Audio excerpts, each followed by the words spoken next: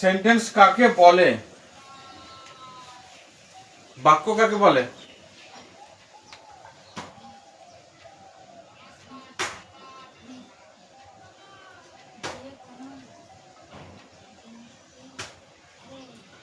যখন অনেকগুলি অক্ষর একসাথে হয় তখন তাকে বাক্য বলে। যখন অনেকগুলি অক্ষর একসাথে হয় তখন তাকে বাক্য বলে। তাহলে আমি যদি বলি রাম, শ্যাম, প্রদীপ, পঙ্কজ, চেয়ার, টেবিল, এখানে অনেকগুলো অক্ষর একসাথে হলো, এটা কি একটা সেন্টেন্স তৈরি হলো? তৈরি হলো না। তাহলে শুধু অনেকগুলি অক্ষরকে একসঙ্গে যোগ করলেই হবে না, তার থেকে মনের ভাব প্রকাশ হওয়া চাই, তার থেকে একটা কমপ্লিট মানে আসা চাই, তাকে সেন্টেন্স বলে। বুঝতে পেরেছিস? এবার এই সেন্টেন্সের কটা ভাগ থাকে?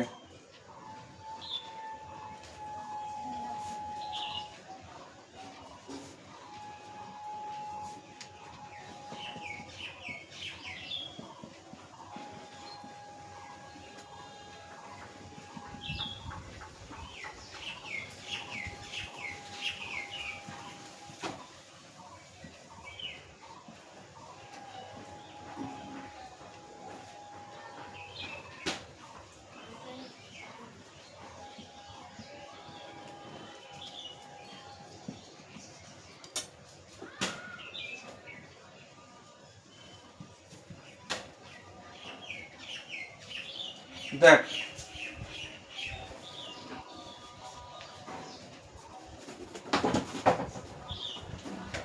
ফ্রম পোলারিটি অর্থাৎ বিপরীত অর্থে সেন্টেন্সের দুটো ভাগ থাকে, একটা হচ্ছে অ্যাফার্মেটিভ আর অন্যটা নেগেটিভ। অ্যাফার্মেটিভ মানে হ্যাঁ সূচক বাক্য, নেগেটিভ মানে যার মধ্যে নট থাকবে, না সূচক বাক্য।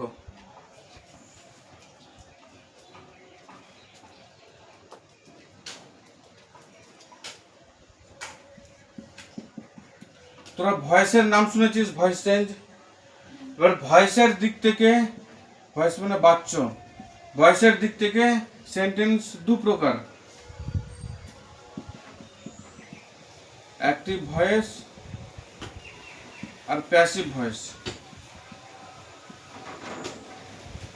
তোরা যে ভয়েস চেঞ্জের নাম শুনেছিস, তাতে তোরা এখন ছোট, তোদের সিলেবাসে ভয়েস চেঞ্জ নেই, ওটা ক্লাস 9-10 সিলেবাসে আছে।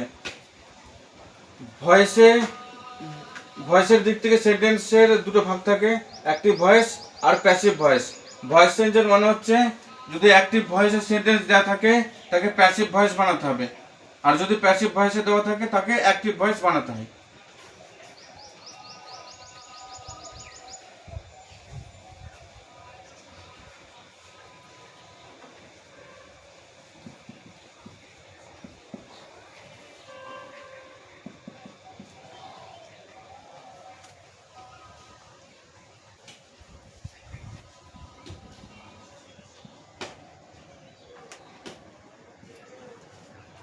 এবার কাজের দিক থেকে সেন্টেন্সের কটা ভাগ থাকে?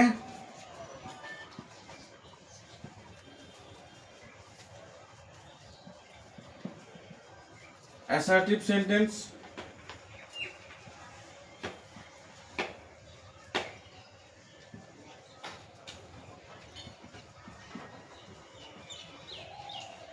Interrogative sentence,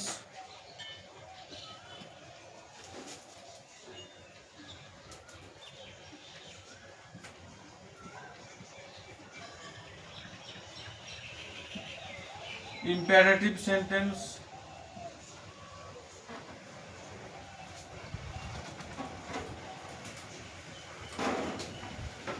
optative sentence,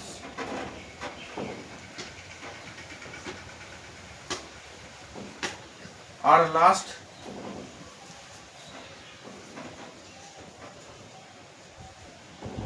exclamatory sentence।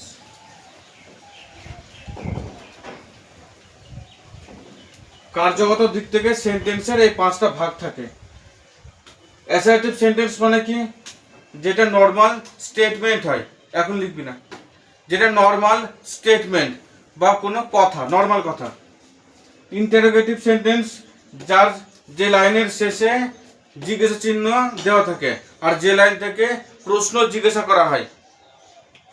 প্রশ্ন জিজ্ঞাসা করার জন্য কিছু WH ফ্যামিলি ওয়ার্ড তোদেরকে জানতে হবে, যেমন হোয়াট, হু, হোয়ার, হোয়েন, এই ওয়ার্ডগুলোকে WH ওয়ার্ড বলে। এগুলো পরে আমি করাচ্ছি।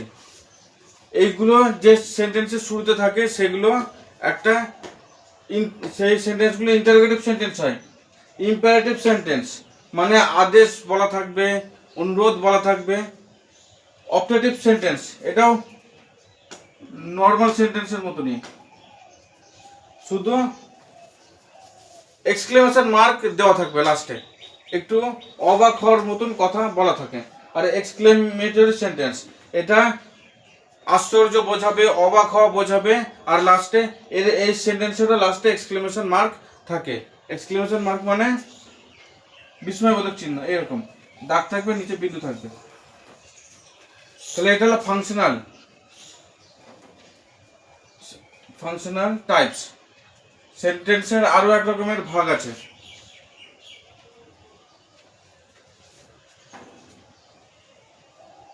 সেটা উপরে লিখে দিচ্ছি।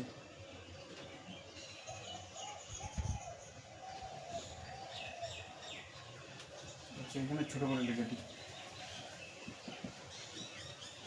সিম্পল সেন্টেন্স,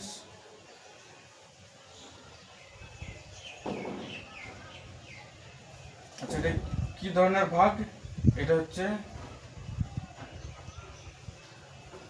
স্ট্রাকচারাল ভাগ,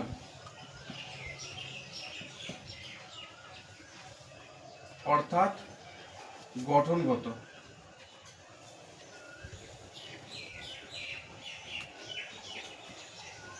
এতে আছে সিম্পল সেন্টেন্স,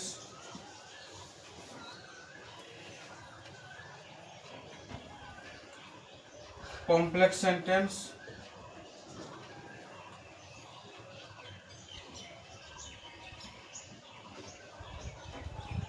আর লাস্ট কম্পাউন্ড সেন্টেন্স।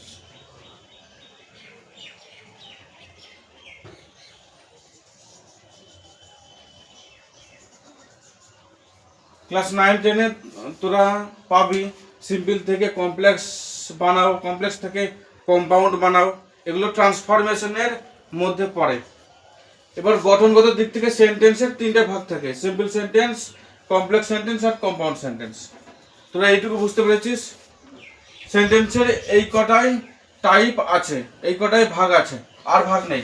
তোদেরকে একবারে সব লিখে দিলাম। বুঝতে পেরেছিস? নেভার টক।